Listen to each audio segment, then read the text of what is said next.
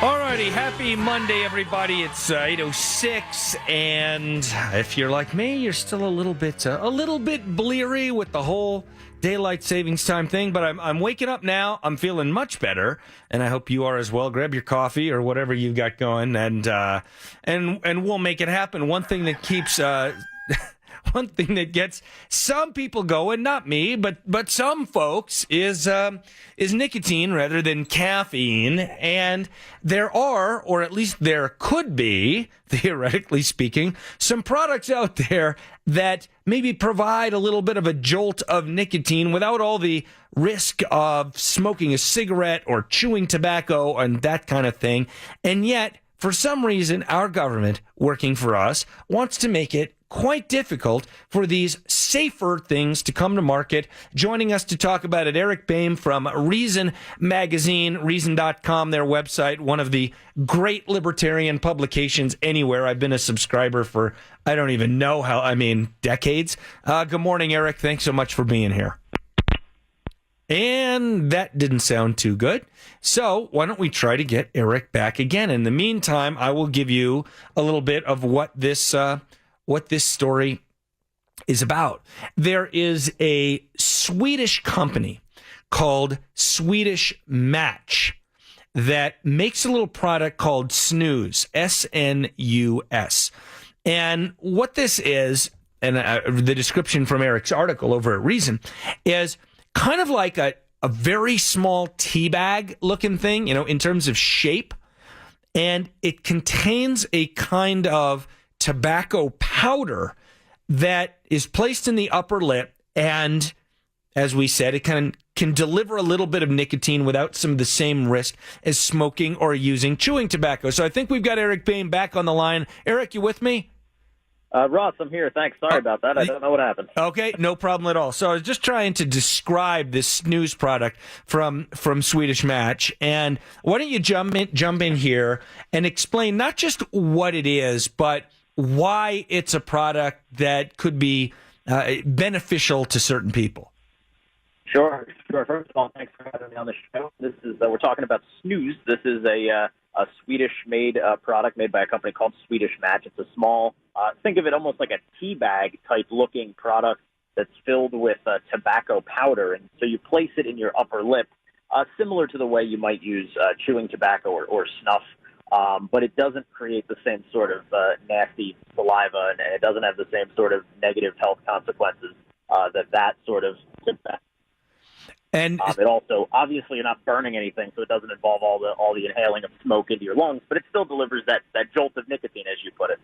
Right. So, for me, I don't smoke. I've never smoked. I'm never going to use this product. But just as someone who believes in good government and liberty and maybe giving people a healthier way if they're going to try to get out of the very unhealthy habit of smoking, you would think that this is a kind of thing that should be approved in the United States. So what's going on here? Why haven't I seen it on a shelf?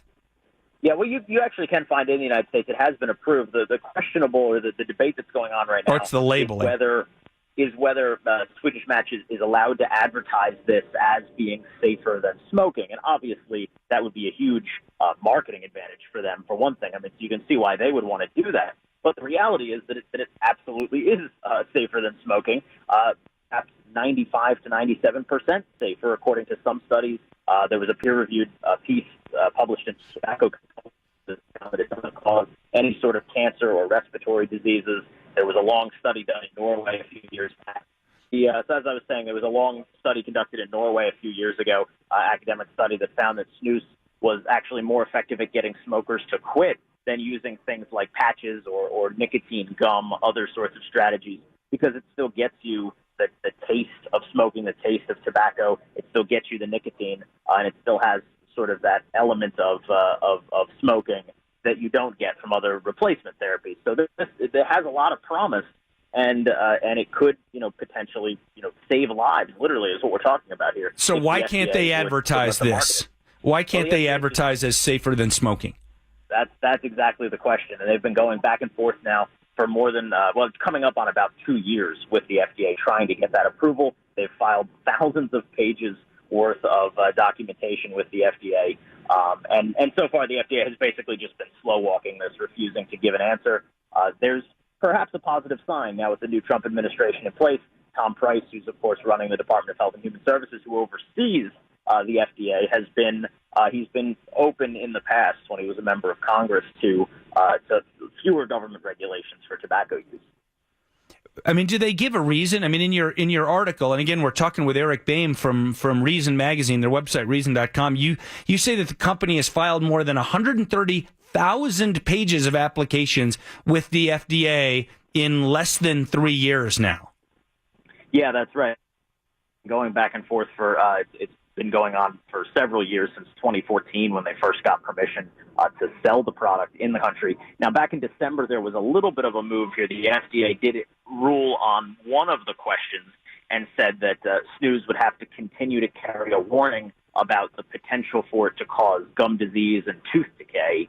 But they decided they basically just punted on the bigger question, which is really whether it could carry a label that says it's safer than cigarettes. And that is, again, that's huge for the company. Thank you for your time, Eric. Eric Boehm from Reason Magazine. And there was some other stuff I wanted to get to, but just the that bad cell phone is just too hard to listen to. So we'll come back to Eric another time. But the article that we're talking about here is linked on my website, and I just want to reemphasize a point here. Okay, I don't use chewing tobacco. I don't smoke. I don't need nicotine.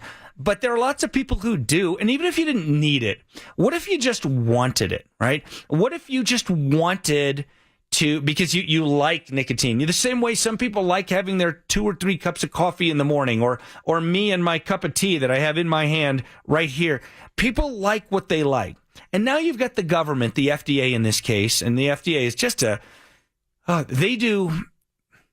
To me, the FDA does approximately as much harm as good. It has just gotten much too big and much too intrusive. And so now you've got this product. Again, I'm not an expert on the product, but the description, kind of like a little tea bag that goes in the upper lip that has a kind of tobacco powder in it that doesn't come with the same health risks or as smoking or as using ordinary chewing tobacco. And so it's not that I think this is a great thing, and it's not that I want everyone to use this. That's not how I talk about stuff. This is about a matter of good government and principle. For the FDA to take years and years to allow a company that seems like it's proven that their product is safer than smoking to be able to say that it's safer than smoking, there are only really 2 things that can be going on. Number one, the FDA is just so biased against any chemical that any person wants to put in a body, and when maybe with a particular antipathy towards nicotine, maybe they think that it will all lead to smoking when really it's leading away from it. Or the other side, maybe that somehow that I'm unaware of, but I wouldn't put it past them, maybe in their own way, they're kind of bought and paid for by the cigarette companies. We've talked about this before, regulatory capture, right? The FDA regulates cigarettes.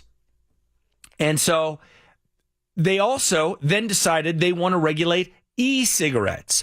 And you can imagine the situation where big tobacco would say, well, as long as we're being regulated, we'll live with that. We'll live with it. But what we want is for everyone else to be regulated just as hard as we are, even if the products are different. So what we'll do is we will tell the FDA that we think this is just another version of smoking. Now, I don't know that this is happening, but I would bet that it is. I would bet big money that it is. And I would bet that these FDA tobacco regulators are hearing from, Philip Morris and everybody else, hey, you better treat these people the same way you treat us, since it's the same, since they're both tobacco products. And again, I don't dig tobacco. I've never smoked anything in my whole life. Okay, so I'm not trying to push a product on you. What I'm saying is, if product A is safer than product B, then product A should be able to say they're safer than product B, even if they both dispense a chemical that some pointy-headed bureaucrat in Washington, D.C. thinks you probably shouldn't have in your body, right? It's just a matter of good government and personal freedom. Let's grab a call from Lucas. Hey, good morning, Lucas. You're on with Ross. What's on your mind? Good morning. Yeah, I had a question for your guest there. Camel makes a product called Snus. Is that the same product? Is that a knockoff of the Swedish product? It's a good question. In the article, and I'm not an expert on this stuff, but in an article, I see that this stuff, Snus, S-N-U-S, is written with a lowercase s. And that makes me think that it is a generic name for a product and not a brand name. And as I look this up, I see that, just like on Wikipedia, Snus is a moist powder tobacco product originating from a variant of dry snuff in early 18th century Sweden. So I guess it does originally come from Sweden, but it looks like it's not a brand name. And so I'm guessing, I doubt that it's patented. So I don't know. I could imagine lots of companies could make this kind of thing. Yeah, well, thank you for the answer and everything you do. Hey, I appreciate the call, Lucas. Thanks a lot. You have a great week too. Yeah, look, I'm not arguing for this stuff, okay? I'm not arguing for people to ingest nicotine, but frankly, what you do in your private life or sit at your desk or whatever, it's really none of my darn business as long as it doesn't hurt me. And again, to me, it comes down to this question of some busybody saying, we don't like that thing, and so therefore we're going to make it difficult for you to market that thing. And to me, that's just not okay.